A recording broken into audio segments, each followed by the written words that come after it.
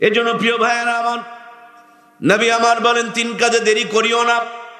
এই 3টি কাজের মধ্যে একটি গুরুত্বপূর্ণ কাজ হলো পুরুষ আর মহিলা, যুবক আর যুবতীর যখন বয়স হয়ে যাবে, বিয়ের যখন সময় হবে, জলদি করে বিয়ে করে নাও। বিয়ের মধ্যে বরকত আর রহমত রেখেছেন কে? নবীজি বলেছেন, বিয়েকে সহজ করে দাও, জেনা ব্যভিচার কমে যাবে। আর আমাদের সমাজে বিয়েকে কঠিন করা হয়েছে, এই জন্যই জেনা ব্যভিচার বাড়তেছে, ঠিক কিনা? নবী আমার বলেন, যেই বিয়েতে খরচ কম সেই বিয়েতে বরকত বেশি। আর আমাদের বিয়েগুলোতে ফুটানি করতে করতে 90 লক্ষ টাকা মোহরানা নির্ধারণ করে, নাকেতে ফুল বাবদ মাত্র 1,500 টাকা নগদ, অবশিষ্ট টাকা বাকি, কিয়ামত পর্যন্ত ফাঁকি। ওর দাদাও দেয়নি, বাপও দেয় নাই, নিয়ত করছে উনিও। যারা যারা কইল না এরা কিন্তু মোহরানা বাকি রাখছে। আমি তো চিনি কোন মামলার কোন আসামি। এখানে অনেক মানুষ বসে আছি, মোহরানার টাকা বাকি রাখছে। এটা তো ইসলাম বাবা, এটা তো ফাজলামি না গো। 90 লক্ষ টাকা মোহরানা বাঁধতে কে বলেছে আপনাকে? যা পারবেন তাই বাঁধেন। বেশি মোহরানা বাঁধার মধ্যে ফুটানি নয়, বরঞ্চ এই ফুটানি করতে গিয়ে আমাদের গুনাহ হচ্ছে। কথা বলুন, ঠিক কিনা? আমার প্রাণপ্রিয় ভাইয়েরা, 90 লাখ টাকা মোহরানা, 1,500 টাকা নাকের ফুল বাবদ নগদ, অবশিষ্ট টাকা বাকি, কিয়ামত পর্যন্ত ফাঁকি। ওর দাদাও পরিশোধ করে নাই, বাপেও করে নাই, এরও পরিশোধ করার কোনো নিয়ম যদি থাকতো তাইলে জিন্দগিতে 90 লক্ষ টাকার মোহরানা নির্ধারণ করতো না, ঠিক কিনা? প্রিয় বন্ধুরা আমার, বিয়ের পর বাসর ঘরে যাওয়ার আগে এই মেয়েটার কানে কানে তার নানি আর দাদিরা শিখায়া দেয়, মোহরানাকে মাফ করে দিও, নইলে জেনার গুনাহ হবে। মেয়েটা বেকায়দায় পড়ে গেল, এতগুলো টাকা মোহরানা কিন্তু মাফ না করে দিলে তো জেনার গুনাহ হবে। পৃথিবীর সবচেয়ে নিকৃষ্ট ফকির, যেদিন তার বিয়ের দিন, এই দিনই তার দুনিয়ার সবচেয়ে দামি দিন। ওই দামি দিনে বাসর ঘরে ঢুকে যারা বউয়ের কাছে মোহরানার টাকা মাপ চাই, এদের চাইতে বড় কাপুরুষ আল্লাহর জমিনে আর কেউ নাই, ঠিক কিনা?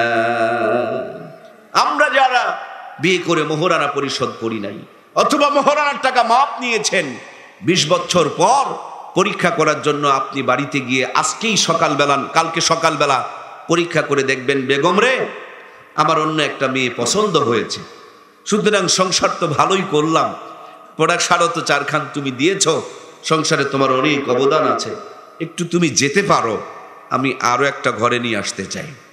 দেখবেন উনি বাপের বাড়ি না গিয়ে সোজা নওগাঁ কোর্টে যাবে। কথা কি বোঝা যাচ্ছে? কোর্টে গিয়ে ওই 20 বছর আগেকার মোহরানার কাগজ তুলবে, এরপর আপনার নামে মামলা ঠুকে দিবে। আমার ভাইরা, যেই টাকা মাফ হয় সেই টাকার মামলা চলে কি গো? কথা বলেন, চলে? আর যদি মামলা হয়েই যায় তাহলে বোঝা গেল মোহরানা মাফ হয়। আর মোহরানা যদি মাফ না হয়, ও বড় ভাই, এই যে 4টা সন্তান প্রোডাকশন দিলেন, বুকে হাত দিয়া বলেন, এগুলো হালাল জাদা না হারাম জাদা? মোহরানার টাকা পেমেন্ট করবেন, 100% হালাল জাদার বাপ হতে পারবেন।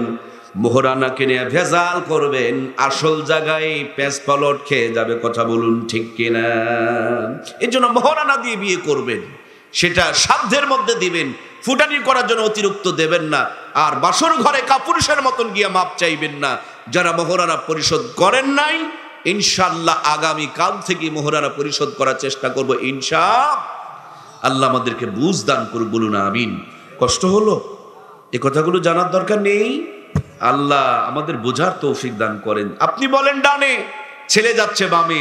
আরে বাবা, হালাল তরিকায় তো জন্মই দিতে পারেন নাই, কেমনে যাবে ডানে? প্রিয় ভাইয়েরা আমার, নবী আলাইহিস সালাম বলেছেন, 4টি গুণ দেখে বিয়ে করো, মালিহা জামালিহা দীনিহা নাসাবিহা ফাজফার বিজাতিদ দ্বীন। আল্লাহর নবী বলেন, 4খানা গুণ দেখে বিয়ে করো। 1 নম্বর গুণের দিকে খেয়াল করো, তার সম্পদের দিকে। এই দুনিয়াতে যখন আমরা বিয়ে করতে চাই, মেয়েরা খালি উঁচু বিল্ডিং এ তাকায়, ছেলেরাও কিন্তু শ্বশুরের উঁচু বিল্ডিং এ তাকায়। কেউ সমানে সমানে তাকাইতে চায় না, একে অপরে খালি জিতার প্রতিযোগিতা করতে শুরু করে দিয়েছে।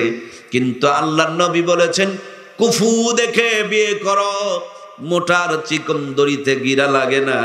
বড়লোকের মেয়েকে প্রেমের ফাঁদে ফেলে প্রলোভন দিয়ে ভাগিয়ে নিয়ে আসিও না, ওর চাহিদা পূরণ করতে পারবা না। যেই দিন অভাব জানালা দিয়া ঢুকবে, ভালোবাসা দরজা দিয়া দৌড় মারবে, তখন বিরহের গান গাওয়া লাগবে। এই দুনিয়ায় মন বহুজার চাইতে ভুলবো, যার মানুষ বেশি, এত ভালোবেসে আমি তার কাছে হইলাম দোষী, এত ভালোবেসে আমি। এই দোষাদোষীর গান আছে না নাই? এগুলো কমে যাবে যদি কুফু দেখে বিয়ে দেওয়া হয়। নবী আমার বলেন, বংশ দেখে বিয়ে দাও। কিছু কিছু মেয়ে পাওয়া যায়, যেই দিন বিয়ে হয় বিয়ের পরের দিন থেকে আলাদা থাকার জন্য ষড়যন্ত্র শুরু করে। যেই দিন বিয়ে হয় পরের দিন থেকে স্বামীকে কানমন্ত্র দিতে শুরু করে, আলাদা করে খাবে, ভিন্ন করে খাবে, নওগাঁ গিয়া থাকবে, আছে না নাই? যিনি পেটে রেখেছেন, যিনি তাকে লালন পালন করে চাকরি আর ব্যবসা দিয়ে প্রতিষ্ঠিত করেছেন, বিয়ের পরের দিন থেকে যদি স্বামীকে নিয়ে আলাদা খাওয়ার জন্য ষড়যন্ত্র আর চক্রান্ত করে, বুঝতে হবে ওই মেয়েটা কোনো নাফরমান পরিবারে জন্ম নিয়েছে, নির্লজ্জ পরিবারে জন্ম নিয়েছে, ইতর পরিবারে জন্ম নিয়েছে, এই দুনিয়ার সবচেয়ে নিচু এবং জঘন্য পরিবারে জন্ম নিয়েছে, যাদের ভিতরে কোনো কৃতজ্ঞতা বলতে কিছু নাই। একজন কৃতজ্ঞ পরিবারের মেয়ে কোনোদিন তার জামাইকে নিয়ে আলাদা থেকে বাপমার প্রতি জুলুম করতে পারে না, ঠিক কিনা? এজন্য নবীজি বলেছেন, বংশ দেখে বিয়ে করো। আমরা তো গরিবের মেয়ে যদি একটু চামড়া ধলা হয়, তাকে নিয়ে কারাকারি শুরু করে দেয়। এখন তো ডিজিটাল জামানা, এমন এক সময় আসছে যুবকেরা বিয়েও করবার চায় না। 3 কারণে যুবকেরা বিয়ে করতে চায় না। 1 নম্বর কারণ, বিনা টাকায় যদি দুধ পাওয়া যায়, গাভী কিনে ঝামেলা টানা দরকার।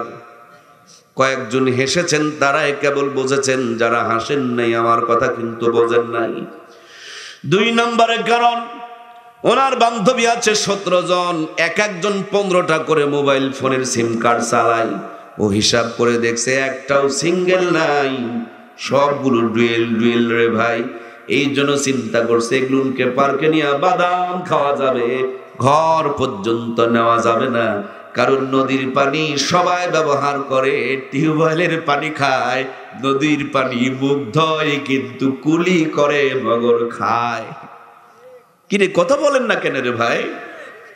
প্রিয় বোনেরা আমার যারা আছেন, আমি আপনাদের জন্য অনুরোধ করে বলবো, আল্লাহ কত মর্যাদা আপনাদেরকে দান করেছেন, সস্তা হবেন না নদীর পানির মতন। তাইলে পার্কেই পড়ে থাকবেন, বউ হওয়ার পর্যন্ত সৌভাগ্য কপালে আপনার জুটবে না। আমার ভাইরা, 3 নম্বরের কারণ, যেই কারণে যুবকেরা বিয়ে করতে চায় না, তার 3য় কারণ হলো এই মোবাইল ফোন। এটা আসার পর বইয়ের চাহিদা কমে গিয়েছে। অনেকে বউকে বিছানায় রেখে ফোন টিপতে টিপতে রাতের 1:30টা 2টা পর্যন্ত বাজিয়ে দিতেছে। এই মোবাইলের পরক্রিয়ার কারণে অনেক সংসার পর্যন্ত আছে।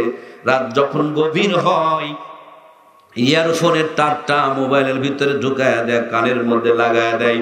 মোবাইল ঘুষতে ঘুষতে চোখের নিচে কালো দাগ পড়ে যায়, পাছার থেকে প্যান্ট খুলে যায়, বউ পর্যন্ত বিদায় নিয়ে অন্য কারো হাত ধরে চলে যায়। এই মোবাইল ফোনে এখন যুবকদের যৌবনের 12টা বাজিয়ে দিয়েছে, ঠিক কিনা?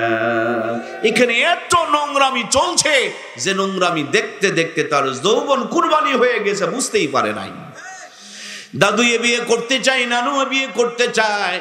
দেখবেন অনেক যুবকদের বিয়ে করতে ভয় পায়, তার মানে তার ব্যাটারিতে আর চার্জ, সব চার্জ মোবাইল টিপতে টিপতে শেষ করে দিয়েছে। ভাইয়েরা আমার, বুঝে দেখবেন, একটা কথা ফেলে দেওয়ার জন্য বলি নাই, বড় বড় গাছের ডালে ডালে হামদর্দার হারবালের খালি পোস্টার ঝোলে। এই হামদর্দার হারবালের পোস্টার গুলো প্রমাণ করে যুবকদের যৌবনে ভাইরাস ধরেছে, তার জন্যই গাছে গাছে পোস্টার গুলো ঝুলতেছে। আমার সম্মানিত ভাইয়েরা, সেই জন্য ইমামদের দিকে তাকায় দেখবেন, আলেমদের দিকে তাকায় দেখবেন, এরা শুধু পরকালের ধনী নয়, এরা দুনিয়ারও ধনী। এরা ছোটতেই বিয়ে করে নেয়, আগেই বাচ্চা নিয়ে নেয়, বাচ্চাকেও বিয়ে দিয়ে দেয়, নাতিকে কোলে তুলে মজা নিয়ে নেয়। আর বড় ওই দেখবেন দুনিয়াদারদের দিকে তাকায় দেখেন, 35 বছর পর্যন্ত লেখাপড়া করে, 40 বছর পর্যন্ত চাকরির পিছনে ঘরে, 45 বছর পর্যন্ত বড় বড় বিল্ডিং করে। এবার বিয়ের জন্য চিন্তা ভাবনার দৌড়াদৌড়ি করে, সুন্দরী ছাড়া বিয়ে করবে না।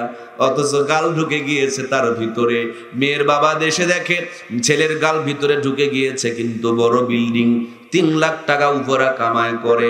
এখন ওর সাথে বিয়ে দিয়ে দিয়েছে, বইয়ের চাহিদা পূরণ করতে পারে না, কইতেও পারে না, সইতেও পারে না। ওই পরক্রিয়ার অত্যাচারে অনেক যুবকেরা গুনহাডিষ্ট করে বিছানায় পড়ে থাকে, ঠিক কিনা? প্রত্যেকটা জিনিসের একটা বয়স আছে, প্রত্যেকটা জিনিসের একটা সময় আছে।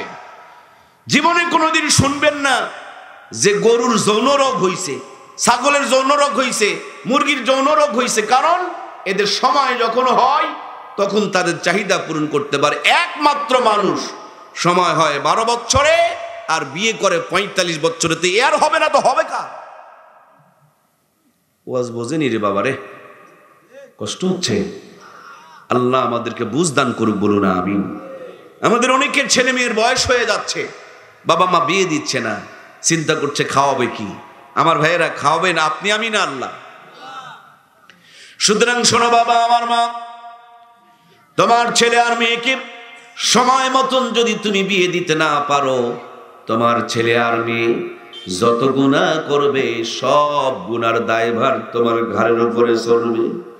সুতরাং ছোটতেই বিয়ে দিয়ে দাও, চরিত্র হেফাজত হয়ে যাবে। কিয়ামতের দিন যে আমলটা নেকির পাল্লা সব চাইতে বেশি ভারী করবে, সে আমলটার নাম হলো চরিত্র। আর আজকের জামানায় ওই চরিত্র ছোটবেলাতেই কুরবানি হয়ে যাচ্ছে, ঠিক কিনা? 18 বছর আগে বিয়ে দেওয়া যাবে না, কিন্তু 12 বছর 14 বছর আকাম কুকাম করে সর্বনাশ করে ফেলতেছে। জাতি সমাজ ওই দিকে দেখতেই যেন চায় না। প্রাণপ্রিয় ভাইয়েরা আমার, আল্লাহ নবী বলেন 4টি গুণ দেখে বিয়ে করো, মালিহা জামালিহা দীনিহা নাসাবিহা ফাজফার বিজাতিদ্দিন। সৌন্দর্যের দিকে খেয়াল রাখো। এখন এমন সময় চলে এসেছে, কালো কালো মেয়েগুলো বিউটি পার্লারে ঢোকে, আটার বস্তা মেখে ফর্সা হয়ে যায়। কোনটা কালা কোনটা ধলা এটাও যে বড় চেনা মুশকিল। এই জন্য যুবক ভাইদেরকে বলবো, বউ দেখতে গেলে আমাকে দাওয়াত না দিলেও চলবে, আগেই শিখাইয়া দিয়ে যাই।